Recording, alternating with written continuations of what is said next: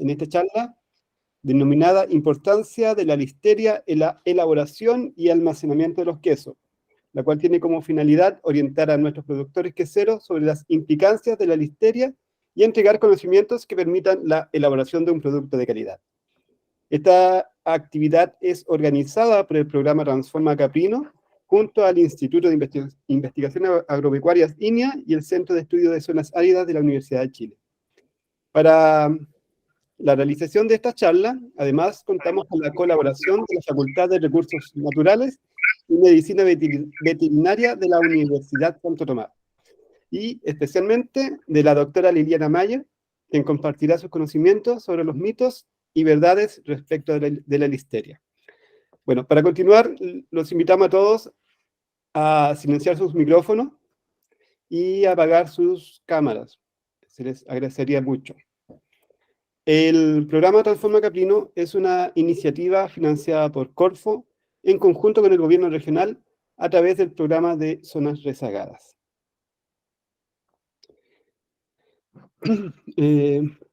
Según lo que nos indica Ingrid, Rodrigo nos va a dar unas palabras al cierre o más adelante, ¿ya?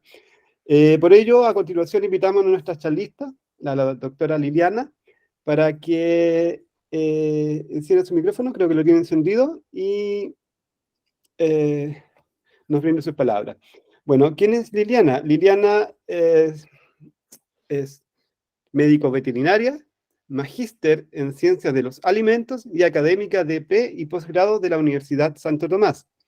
Además, dentro de su extenso currículo, destaca su participación como asesora en la Agencia Chilena para la Inocuidad y Calidad Alimentaria, ACHIPIA, y también como autora de libros y publicaciones nacionales e internacionales en el tema de la microbiología de los alimentos y microbiología clínica. Sin duda, durante esta charla surgirán algunas dudas, algunas preguntas, por ello invitamos a los presentes a dejar sus consultas en el chat, el que está abajito, de esta sesión, ya que al final de la exposición de nuestra invitada se abrirá una ronda de preguntas que será moderada por nuestra gerenta del programa, a quien todos conocen, a Ingrid Hasselbauer. Por eso damos la bienvenida a Liliana. Bienvenida, Liliana. La sesión es tuya desde este momento. Muchas gracias, David. Gracias en realidad a todos por invitarme a esta oportunidad de poder compartir aquí algunos conocimientos y adquirir nuevos, porque esa es la idea, siempre se puede aprender algo nuevo. Así que voy a iniciar compartiendo la presentación.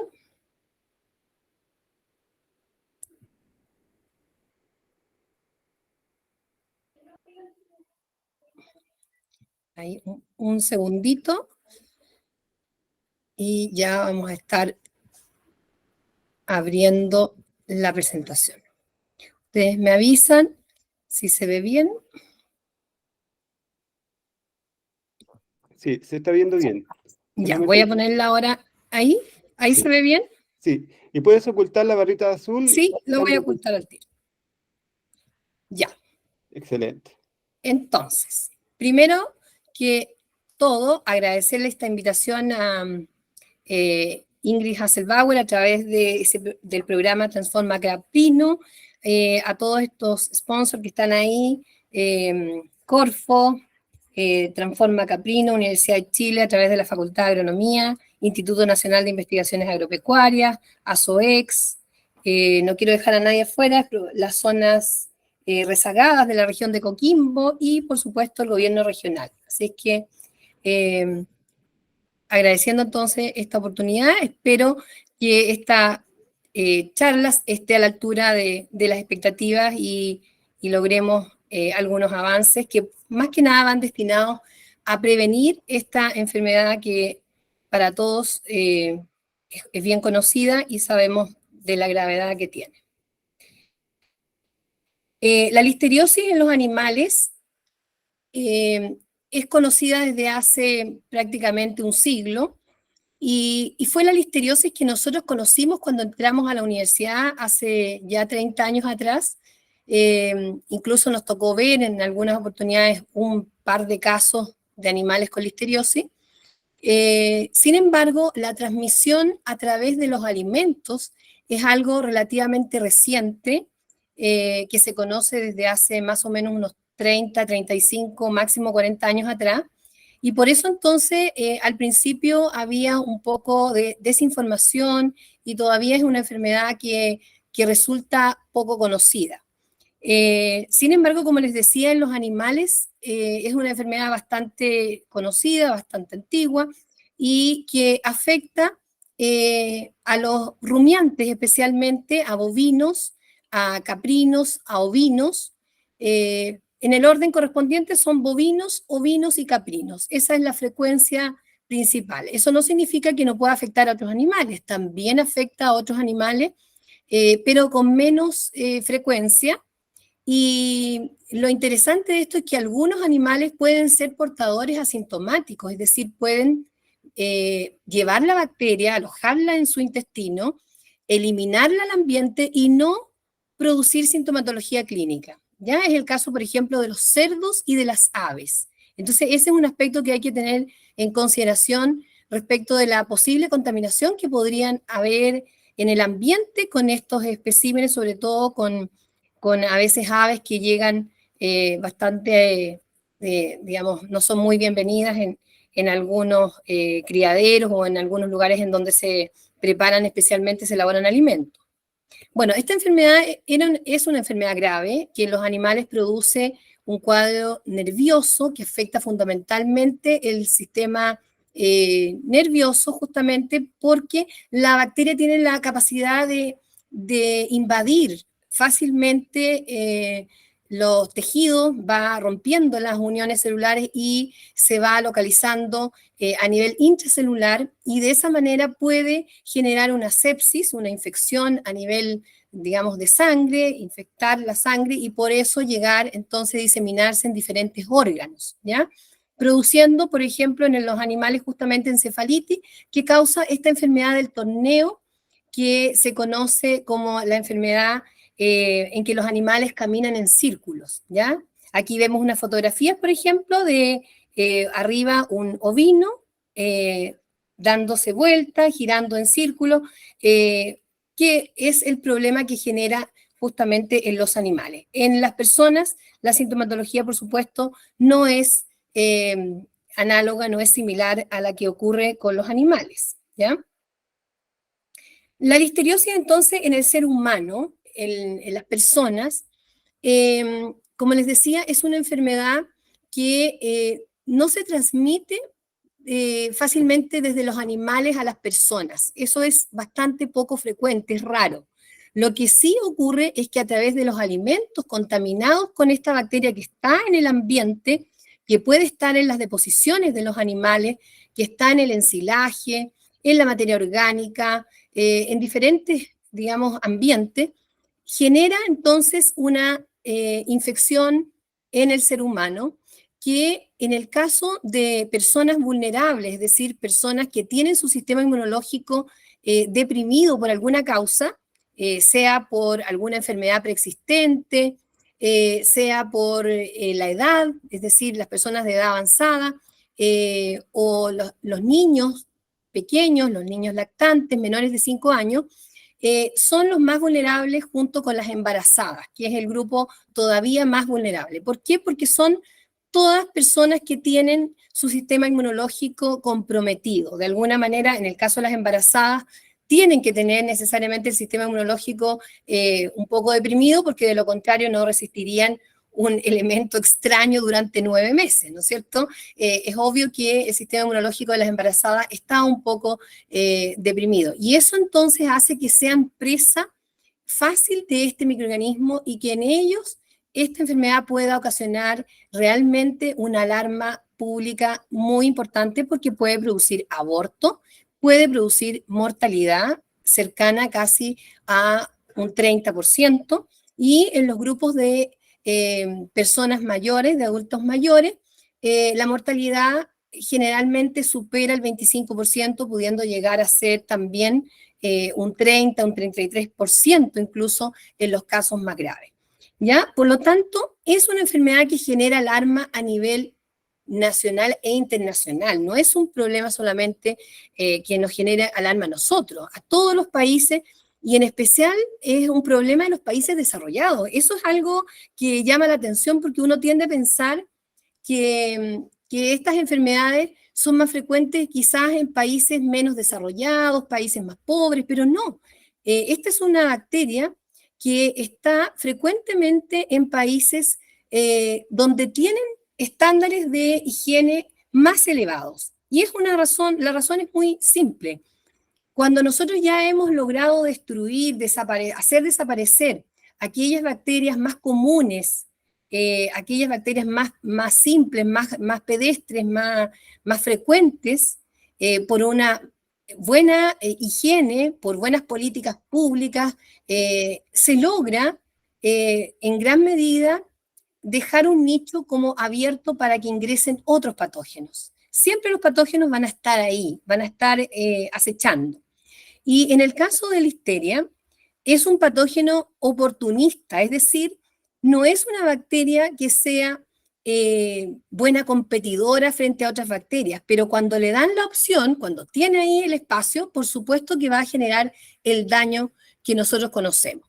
Entonces vemos aquí, por ejemplo, algunas imágenes que muestran que en países desarrollados, como por ejemplo Dinamarca, en Italia, en el año 2022, es decir, el año pasado, en noviembre, se reportaron casi 100 personas afectadas por listeriosis y 4 de ellas fallecieron.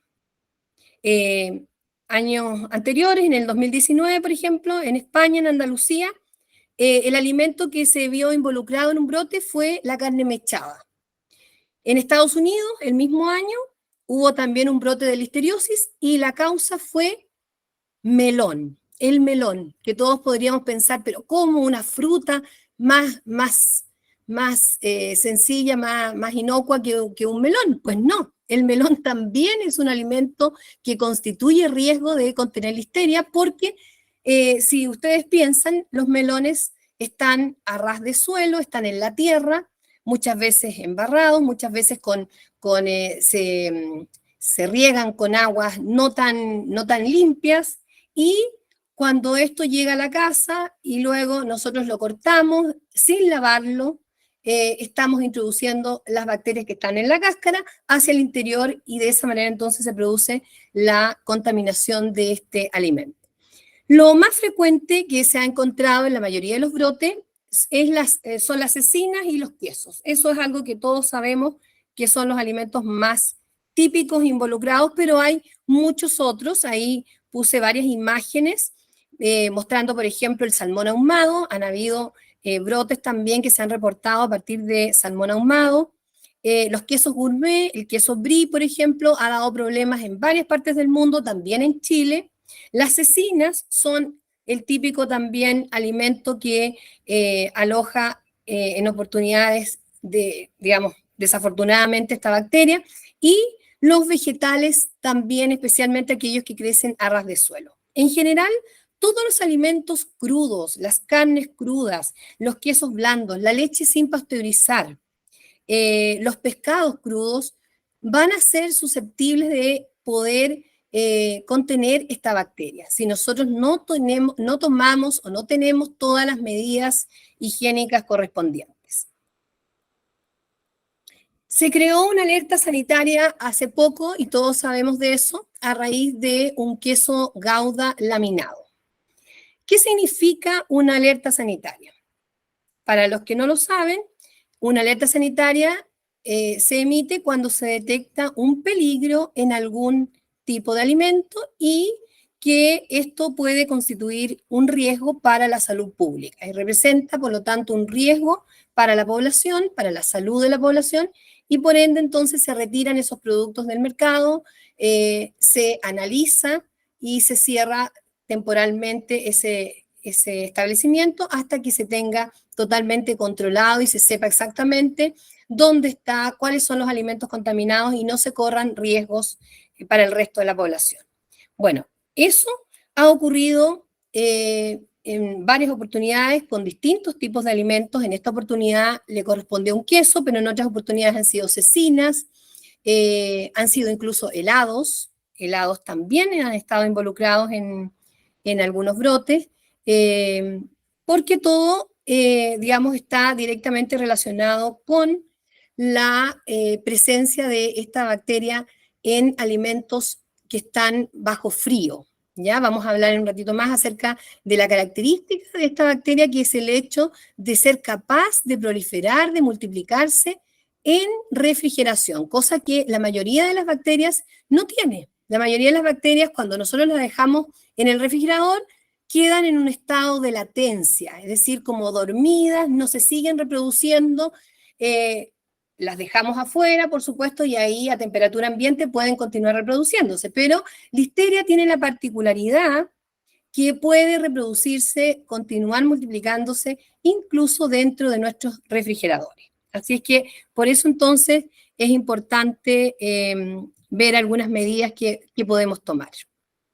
Bueno, todos los alimentos son susceptibles de tener en algún minuto o estar expuestos a algún peligro. Los peligros en general nosotros los hemos conocido siempre como de tres tipos. Se clasifican en peligros físicos, químicos y microbiológicos. Los físicos son las sustancias extrañas, los elementos extraños que podemos encontrar en un alimento que ocurren de manera fortuita, pensemos en la mayoría de las veces, ¿no es cierto?, son accidentales, un trocito de plástico, un corchete, un pedazo de metal, alguna cosa de ese tipo, una arena, algo que pudiese estar contaminando y afectando, por supuesto, poniendo en riesgo en algunos casos también la salud de las personas.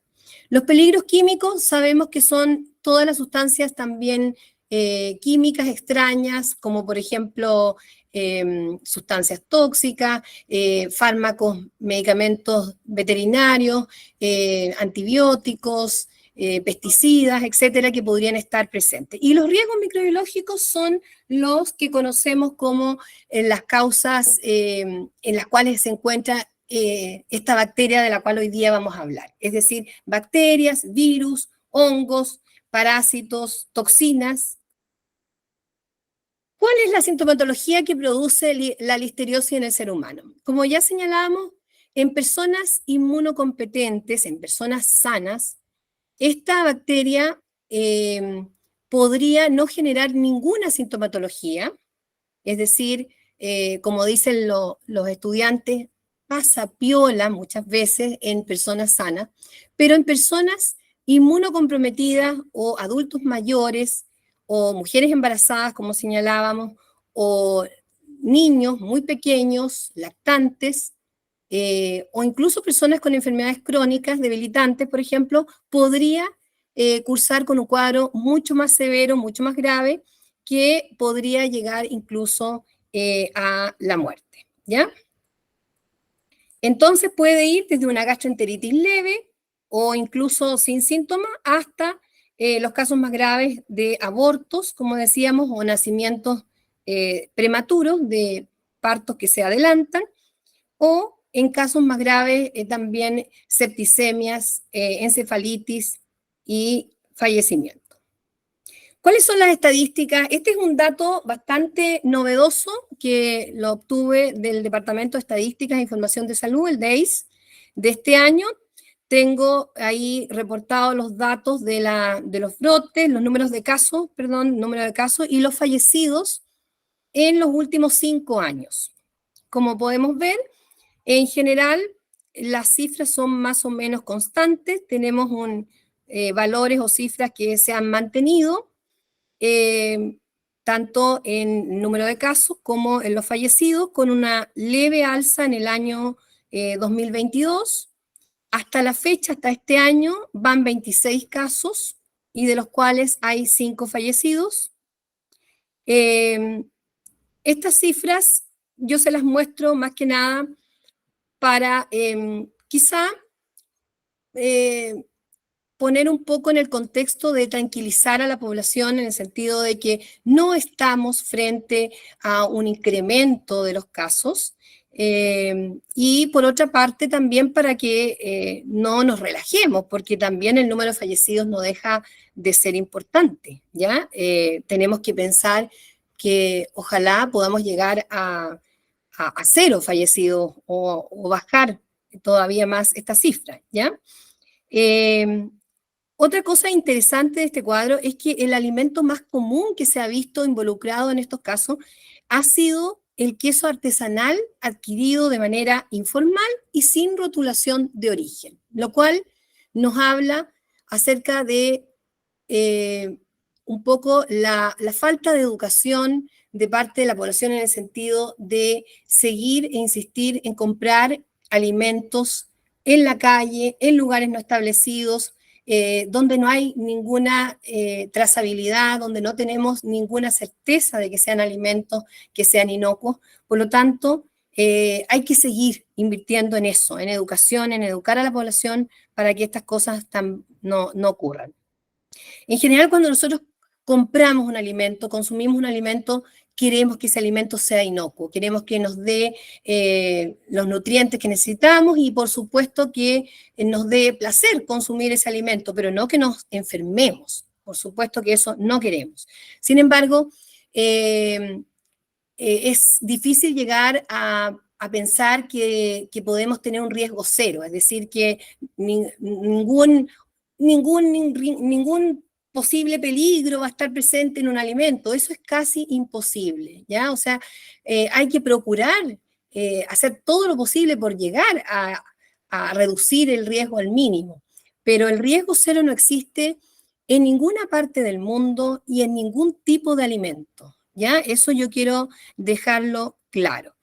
Hay que trabajar sin duda, pero llevamos bastante trabajo adelantado en ese aspecto porque en materia de salud pública, en materia de salubridad, Chile tiene índices muy buenos que son comparables con indicadores que hay, por ejemplo, en Europa, en países, digamos, desarrollados. Así que en esas materias nosotros hemos hecho todos, de una u otra manera, hemos estado haciendo el trabajo bien. Sin embargo, siempre hay que aspirar a más, ¿no es cierto? Todavía podemos mejorar más. ¿Dónde está el problema? ¿En qué tipo de alimentos principalmente de la listeria? Todos sabemos que son aquellos alimentos que se denominan alimentos listos para consumir.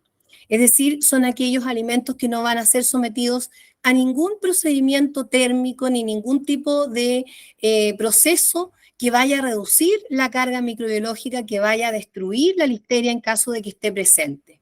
Son estos típicos alimentos gourmet, ricos, que nosotros consumimos generalmente con algún vinito, ¿no es cierto? Los quesos blandos, las cecinas, el jamón serrano, el ceviche, el sushi, hay muchos alimentos incluso ya preparados en donde se pueden ir incorporando otros agentes además de la listeria.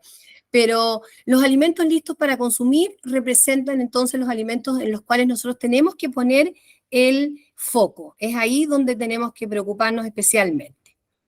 ¿Y cuáles son las fortalezas que tiene esta bacteria? ¿Dónde nos ataca? ¿Qué es lo que ella posee? ¿Cuáles son sus armas con las cuales nos está permanentemente amenazando?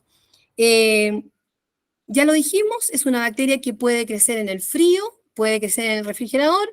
Sin embargo, eso no significa que, entonces, ¿para qué voy a refrigerar los alimentos? No, por favor, en absoluto. Nosotros tenemos que continuar refrigerando los alimentos porque con eso nosotros detenemos el crecimiento de la mayoría de las bacterias y esta bacteria, si bien es cierto, se puede reproducir en el refrigerador, lo hace pero de una manera mucho más lenta que si nosotros dejáramos ese alimento, por ejemplo, expuesto a temperatura ambiente.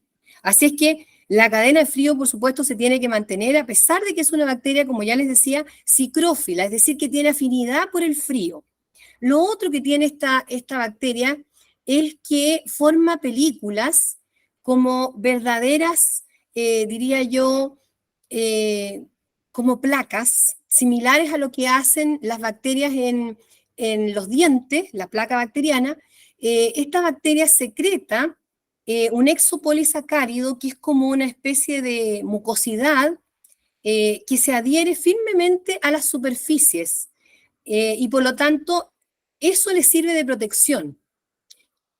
¿Qué significa esto? Que nosotros no podemos hacer una higiene así rapidita, una higiene al lote. Tenemos que hacer una higiene prolija, tenemos que cepillar, desarmar piezas, tenemos que raspar, usar elementos abrasivos para lograr realmente destruir esta película que forman estas bacterias muchas veces en las cámaras de frío, en las superficies, en los utensilios, en los equipos, en las máquinas, etc. Y lo otro que tiene esta bacteria que también es ubicuitaria, es decir, como ya les decía, está prácticamente en todos los sitios, en diferentes lugares, pero especialmente, por supuesto, en los ambientes rurales, ¿ya? Las debilidades que tiene esta bacteria, ¿cómo la podemos atacar? Es sensible al calor, como prácticamente todas las bacterias patógenas lo son. Es una bacteria que sobre los 65 grados Celsius, después de 10 a 15 minutos se destruye. Por lo tanto, tenemos que procurar utilizar la pasteurización, usar los sistemas de calor que la destruyen. Esta bacteria tampoco forma esporas. No forma esporas, no es una bacteria que sea capaz de producir esporas y eso también es una ventaja, significa que es más fácil de destruir. Y lo otro que tiene es que no es buena competidora con otros microorganismos, es decir, cuando están presentes otros microorganismos, como por ejemplo lactobacilos, bacterias que crecen cuando se madura el queso, esta bacteria tiende a apocarse, a disminuirse, porque no tiene buena capacidad de competir con estas otras bacterias. Por lo tanto, entonces, el proceso de maduración, en el caso de los quesos, es un factor de protección importante. Aquí hay un resumen de lo que ya les he dicho, ¿no es cierto? Pero para los que todavía quizás tuvieran alguna duda, Listeria puede resistir en los alimentos congelados. Si nosotros mantenemos un alimento congelado a menos 18 grados bajo cero, Listeria, si está presente en ese alimento, podría sobrevivir durante semanas, ¿ya? La salazón o la sal que se le adhiere a veces a algunos alimentos para preservarlos.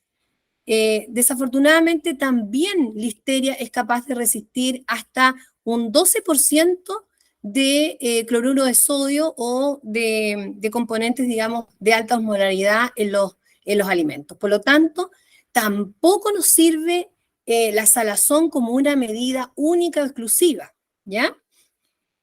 En cuanto a la actividad de agua, sabemos que la actividad de agua es el agua que está disponible para las bacterias, que mientras más actividad de agua tiene un alimento, mayor va a ser el crecimiento microbiano, porque las bacterias necesitan esa agua para reproducirse, de manera entonces que Listeria tiene un rango, un límite crítico que es 0,92.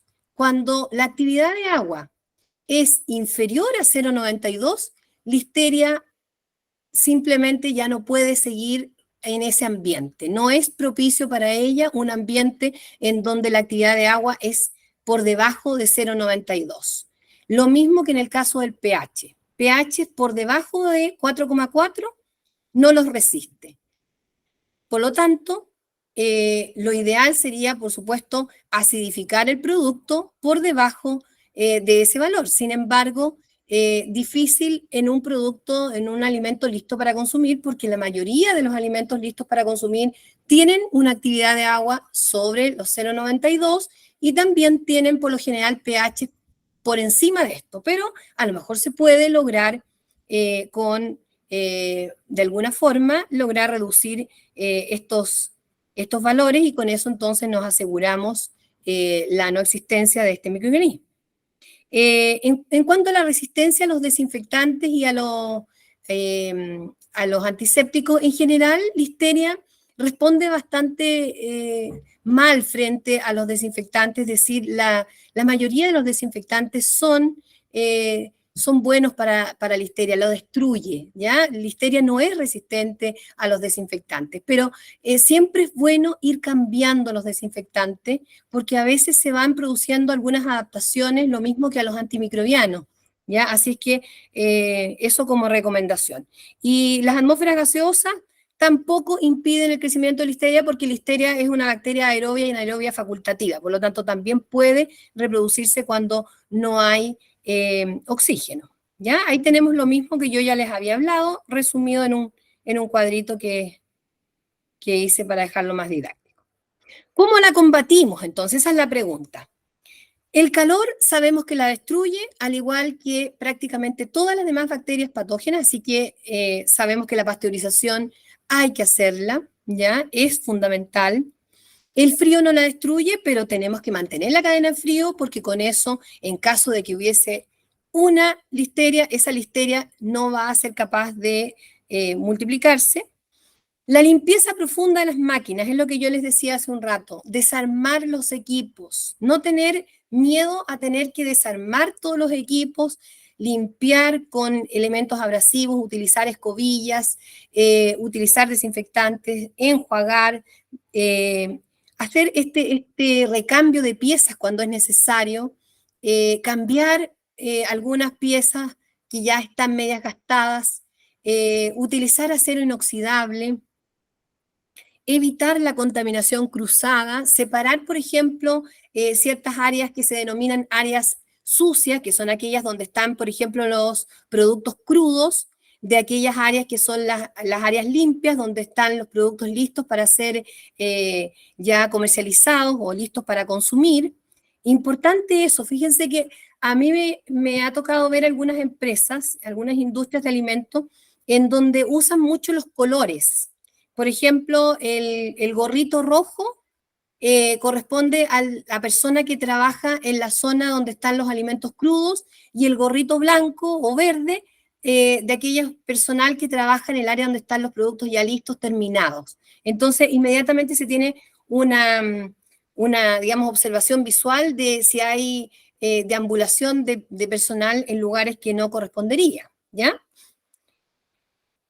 Esto ya lo he señalado, así que no lo voy a repetir en virtud del tiempo para ver que podamos también hacer consultas y sea un poco más un conversatorio esto, más que una clase, porque el objetivo era más bien ese. Esto no lo puedo dejar de mencionar porque es importante. Los POE y los POES, que son los procedimientos operacionales estandarizados y los procedimientos operacionales estandarizados de sanitización, son básicos. Yo siempre les digo a mis estudiantes que sobre eso, ese es como el radier de la casa. De ahí para arriba yo puedo construir la casa. Si no tengo ese radier, no tengo nada. Entonces, los POE y los POES son fundamentales. Son todos los procedimientos que involucran aspectos como por ejemplo la limpieza, las capacitaciones, el control de las máquinas, el control de los refrigeradores, etcétera, etcétera. Eso, ¿qué nos dice? En base, digamos, ¿en qué se basa el POE y los POEs? Se basa en básicamente preguntas que se van formulando y que nos van a ir dando explicaciones y que nos van a mantener un orden dentro de nuestra empresa. Por ejemplo, la primera pregunta es ¿qué? La segunda es ¿cómo? ¿Quién? ¿Cuándo? ¿Dónde? ¿Qué más lógico que esas preguntas? Pero es elemental que eso además quede por escrito, que esté registrado, que se sepa, porque de esa manera yo voy a tener un control, voy a poder seguir, hacer una trazabilidad y voy a tener claro en caso de que suceda algo inesperado, algo que no deseo, algo indeseado, pero que hay que remediar, voy a saber cómo hacerlo y dónde hacerlo. ¿Se fijan? Entonces, por ejemplo, pongamos cualquier ejemplo, control de temperatura en un refrigerador. ¿Qué se hace? Control de temperatura en los refrigeradores. ¿Cómo se hace? Con un termómetro X. ¿Quién lo hace? ¿Quién es la persona encargada? Juan Pérez. Juanito Pérez está al día. Perfecto. ¿Cuándo se hace? 2 veces al día o 3 veces al día, no sé, se anota, ¿ya? y eso se lleva a un registro. ¿Dónde? En el registro correspondiente, y luego se toman las acciones correctivas. Todos estos temas relacionados con POE y POES que son fundamentales, porque estos son la base también para la elaboración del programa HACCP. Si nosotros queremos tener un programa de análisis de peligro y puntos críticos de control, tenemos que tener previamente instaurados los POE y los POES. Entonces yo invito a aquellos que quieren profundizar en esto o tenerlo más a mano, a visitar la página web de Achipia, www.achipia.gov.cl, porque ahí ustedes podrán descargar de manera gratuita todos los manuales de POE y POES y otros manuales también respecto de buenas prácticas también agrícolas, buenas prácticas ganaderas. Hay un manual también de manipuladores de alimentos en que me tocó la suerte de participar. Así que todo eso está asequible y ustedes pueden tener acceso a través de esa página. Veamos ahora cómo prevenimos la listeria en el hogar, en la casa. ¿Cómo lo hacemos nosotros en nuestro hogar? La limpieza periódica de los refrigeradores.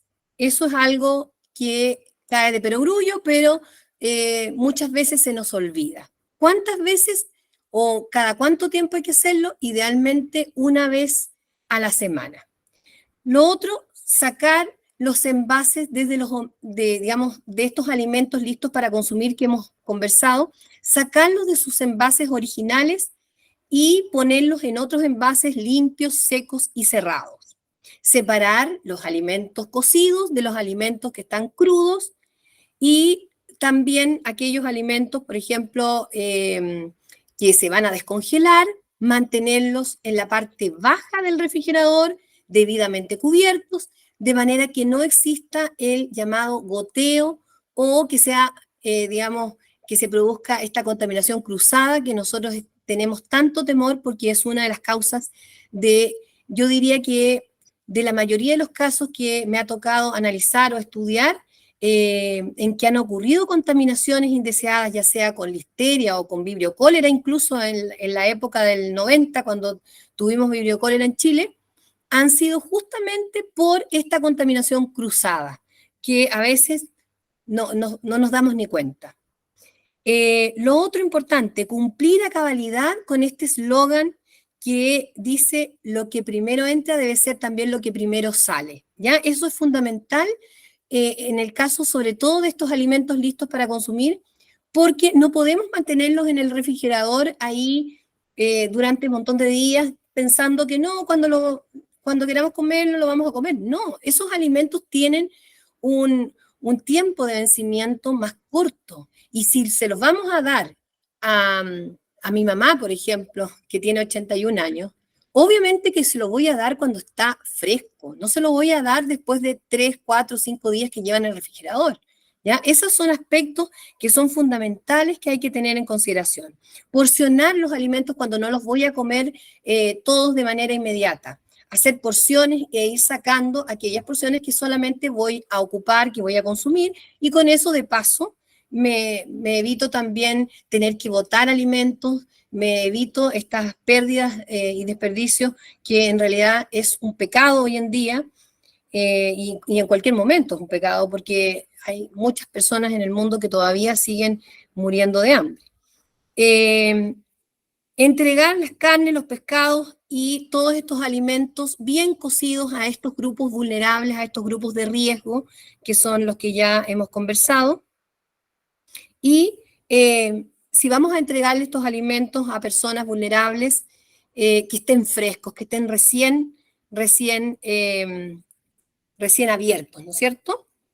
En el caso de los quesos específicamente, el control de la pasteurización es clave, temperatura y tiempo.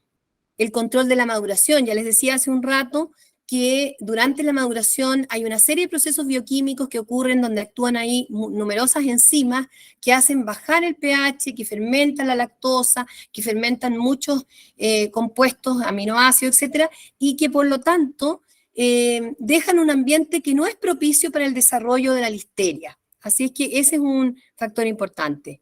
La limpieza y desinfección de mesones, de los moldes, de los utensilios, de los equipos, es clave. Eso ya lo reiteré, no voy a insistir en eso. El lavado permanente de manos es algo que no debemos dejar de lado. Con la pandemia del COVID-19 ya aprendimos cómo se deben lavar las manos, que son por lo menos 20 segundos. El uso de guantes limpios, eso es un factor fundamental, porque muchas veces las personas creen que porque andan con los guantes, entonces están inmunes. No, no, con guantes no pasa nada. Los guantes tienen que estar limpios, igual que las manos, de lo contrario no sirven de nada, ¿ya? Evitar el uso de estos pañitos, que yo les digo los pañitos del terror, porque en realidad en esos pañitos hemos hecho algunas tesis alguna vez de sembrar los microorganismos que encontramos en esos pañitos, y les aseguro que lo que menos tienen es de ser inocuos. Y efectuar capacitaciones permanentes al personal. Educación es algo, y capacitación es algo que yo siempre voy a estar ahí insistiendo, que es mi caballito de batalla, ya durante más de 20 años, insistiendo en eso. ¿Qué nos dice la normativa? Y con esto ya estamos llegando al final. La normativa, el Reglamento Sanitario de los Alimentos, que es nuestra Biblia, se basa en el Códex. Tenemos un Reglamento Sanitario de los Alimentos que está actualizándose permanentemente. Casi un 50%, incluso creo que un poco más de un 50% de nuestro reglamento es idéntico al Códex. O sea, estamos muy bien actualizados en materia de normativa alimentaria. ¿Y qué nos dice hoy en día el Reglamento Sanitario de los Alimentos? Nos dice que en el caso de aquellos alimentos listos para consumir que tienen una actividad de agua superior a 0,92 o que tienen un pH superior a 4,4 o igual incluso, igual o superior, la tolerancia es cero. No se permite ni una sola bacteria de este tipo, es decir, Listeria monocytogenes no puede estar presente. Y solamente en aquellos alimentos que no tienen estas características, es decir, que tienen una actividad de agua inferior o que tienen un pH inferior, podría, porque no dan pie para el crecimiento de esta bacteria, podrían tener hasta un máximo de 100 unidades formadoras de colonia. ¿Ya? Eso es entonces en lo que respecta a la normativa. Bueno, hemos llegado al final. Solamente me resta agradecer y hacer un reconocimiento a los productores de queso y a todos los que colaboran con estos productores, porque están contribuyendo a combatir la inseguridad alimentaria, están haciendo cosas a diario por disminuir el hambre y por mejorar el acceso a los alimentos. Así es que vaya para todos ustedes mi reconocimiento, y desde ya dejarlos invitados para todo lo, digamos, lo que se les pueda ofrecer dentro de la academia. Estamos todos preocupados por estos eventos, y tanto las entidades públicas como privadas nos interesa colaborar en una mejor, digamos, en ir mejorando cada vez la inocuidad de nuestros alimentos, y en posicionarnos como un país, una potencia agroalimentaria, como siempre lo hemos deseado. Eso, muchas gracias. Ahora vienen las preguntas, tengo entendido. Bien. Muchas gracias, Liliana, por tu exposición. Nos quedan muy pocos minutos, nos quedan menos de 10 minutos, así que ahora extendemos la invitación para los presentes, para que nos extiendan algunas preguntas. No sé si alguien quiere comenzar. Andrea Alfonso, levante la mano, adelante. Andrea. Hola, buenas tardes. Bueno. Me quedé con una duda o sea, no es una duda, pero encuentro que hay una contradicción, porque ya que el queso, mayoritariamente el queso de cabra en Chile se hace por nosotros, que somos los pequeños productores artesanales, y se conoce ya que la listeria está más en países desarrollados, donde, qué sé yo, ¿no es cierto?, ya tienen todas las bacterias, la mayoría de las bacterias comunes disminuidas, ¿no es cierto?, como lo explicó la profesora, por lo tanto la listeria tiene todas las facilidades para crecer.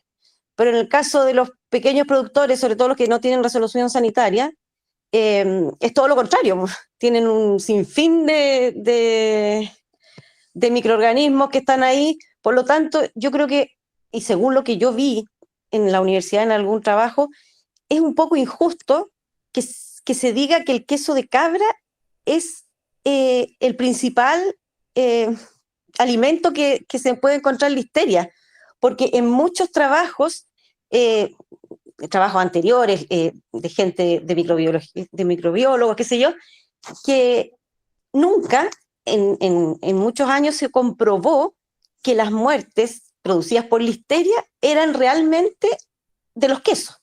Porque muchas veces está la mala fama del queso, porque realmente muchas veces se hace en pésimas condiciones, ¿no es cierto? Entonces la gente, el queso de cabra, el queso de cabra. Y resulta que perfectamente podría haber sido una asesina en una fábrica gigante, como dice usted, que donde se hace mucha más limpieza, pero que la listeria sale. Que en los pequeños productores, que probablemente ni siquiera tienen proliferación, ni siquiera se les puede hacer esa placa, porque no sé si se entiende mi duda.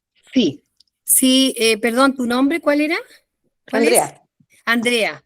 Te entiendo porque sabes una cosa, que lo que tú planteas es algo que es eco de varios otros productores, no solamente de queso de cabra, sino que productores pequeños.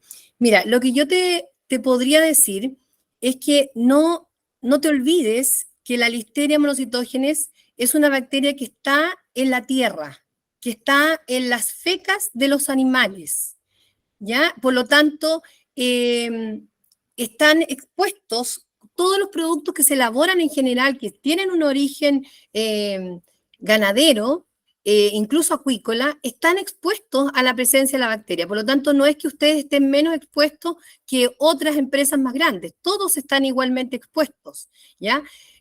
Ahora, si tú me dices, pero nosotros no vamos a tener, tú no tienes cómo garantizar que no vayas a tener. La única manera es seguir, vuelvo a insistir, los estándares de higiene y digamos, de tomar todas las precauciones para que esto no ocurra, ¿ya? No se me habría ocurrido decir que no tenemos, todo lo contrario. Lo que yo le comentaba era que era contradictorio lo que yo le explicaba, por lo que dije ya, pero sí, pero es que lo que estoy diciendo no tiene nada que ver con pensar que no lo tenemos, todo lo contrario, por eso estamos en esta charla, porque es súper importante.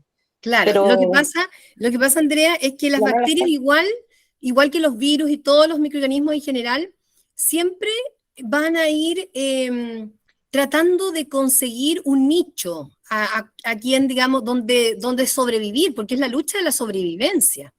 Entonces, por supuesto que cuando ya destruimos la salmonela, cuando ya destruimos la Escherichia coli, van a aparecer otras, ¿te fijas? Siempre va a ocurrir eso.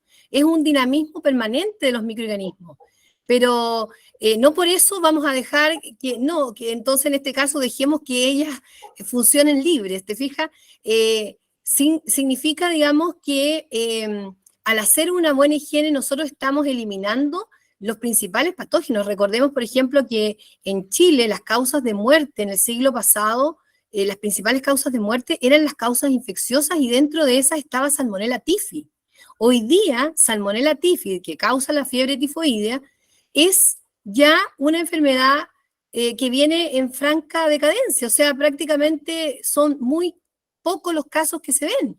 Entonces, ese es el punto. Lamentablemente, siempre que vamos avanzando en esto, nos va pillando algún microorganismo, porque recordemos que los microorganismos nos preceden muchísimo en el tiempo, o sea, ellos están muchos millones de miles de años antes que nosotros, millones de años antes que nosotros, por lo tanto, obviamente que ellos van a utilizar todos sus mecanismos para tratar de sobrevivir. Pero yo creo que tú tienes que pensar en que hay que aspirar a la resolución sanitaria. El Ministerio de Salud tiene siempre la máxima cobertura y hace a veces programas especialmente encaminados hacia pequeños productores para que logren ustedes ese estatus. Así es que yo creo que hay que insistir en eso, tienen que perseverar y no me cabe ninguna duda que una vez que lo tengan, también se van a sentir mucho más reconfortados, más libres, más tranquilos. Ok. Antes de darle la palabra a Yasna Molina, que levantó la mano, Liliana, ¿te podría solicitar que dejaras de compartir tu presentación? Sí, por supuesto, disculpa. Ok. Yasna Molina levantó la mano. Adelante, Yasna. Hola, buenas tardes. Oye, muy interesante. Nosotros ya hemos aprendido bastante con hartas capacitaciones que hay al respecto, principalmente de la pasteurización, de las buenas prácticas, el manejo de los productos lácteos, pero a mí me salta también hartas dudas respecto de los lineamientos que tiene la autoridad sanitaria respecto de la venta informal de productos. Por ejemplo, se fiscaliza siempre solo a quienes tenemos resolución sanitaria.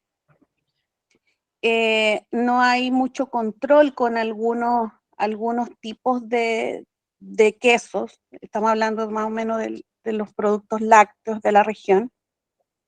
Y existe también esta sensación de que es como que se carga un poquito la mano solo para un sector. A veces quisiera uno pensar que dentro de todas estas capacitaciones y el manejo pudieran no ablandar o reducir los requisitos para obtener resolución sanitaria, pero debería existir un medio o una forma de poder llevar a que las personas logren hacer el trámite. Algunos permisos provisorios, por ejemplo, serían geniales. ¿Eso se ha planteado alguna vez? ¿La academia lo ha planteado alguna vez para abarcar más territorio y poder saber de dónde están saliendo todos los productos lácteos? Ese es mi comentario.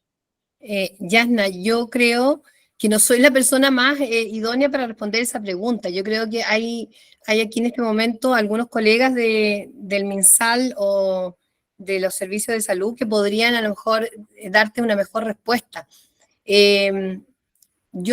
O sea, por lo menos yo recuerdo que hace un par de años atrás, o quizás menos, se hizo una especie de oferta para lograr que el máximo de productores obtuviesen su resolución sanitaria y se les dio muchas facilidades, incluso el costo era, me acuerdo, de 1.000 pesos. Me recuerdo perfectamente que hubo una campaña de ese tipo. Ahora, esto de los permisos provisorios que tú dices, quizás es una buena idea, habría que evaluarla en su mérito con todos los actores porque como te digo, nosotros podemos ayudar solamente desde los conocimientos, un poco aportar desde la experiencia y de los conocimientos, pero no podemos entrar ahí en materias legislativas de ese tema. Habría que hacer una mesa quizás redonda y entrar a estudiar estos temas porque sin duda son muy importantes, muy interesantes. Esto que tú planteas de los permisos provisorios, yo considero que es como poner una estrellita y si tú juntas varias estrellitas, quizás podrías después obtener efectivamente ya el permiso definitivo. Me parece que podría ser una opción. Creo que es una buena idea, pero habría que planteárselo a las autoridades de salud, ¿qué opinan ellos?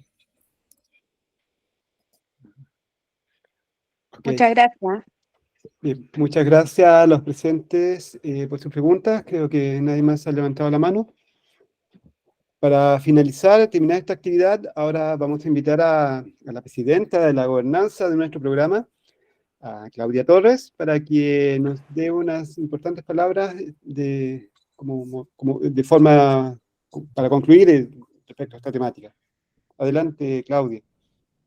Muchas gracias, buenas tardes a todos. Sé que nos quedan como 3 minutos Bueno, agradecerle a Liliana por la charla, se agradece siempre la bajada de conocimiento a estas bases productivas. Entiendo también las aprensiones que dijeron las productoras, y es precisamente porque siempre nos hemos sentido que los quesos de cabra llevan una mochila que por años, a pesar de todos los avances, no se han podido sacar. Solo decirles a los productores que, como bien dijo Liliana durante la charla, las bacterias están, los peligros están, y aquí lo que tienen que estar es atentos, atentos a todos los cambios, atentos a que muchas veces nos encontramos con que nos dicen, no, pero si esto lo he hecho siempre así, lo he hecho toda la vida así, pero las bacterias van cambiando, las condiciones climáticas van cambiando, las resistencias de las bacterias a muchos tratamientos y la aparición de nuevas cepas, y siempre entonces nos invitan a estar alertas. Y esa es la importancia de aprender, de conocer, para poder corregir sobre todo y tener bien al dedillo los procedimientos, sabiendo que que la leche está viva y que los quesos están vivos también. Así que muchísimas gracias, Liliana, por toda la charla. Gracias, Ingrid, también por la invitación. Un gusto saludarlos a todos. Bien. Para finalizar, reiteramos nuestros agradecimientos a Liliana Mayer y a la Universidad Santo Tomás y a todas las instituciones que han hecho posible estas capacitaciones. Que tengan una excelente tarde. Adiós. Igualmente, muchas gracias. Adiós, que estén bien. Chao, chao, gracias. Chao, chao, gracias. Muchas gracias. Gracias a Muchas todos. gracias. Adiós. Buenas tardes, muchas gracias.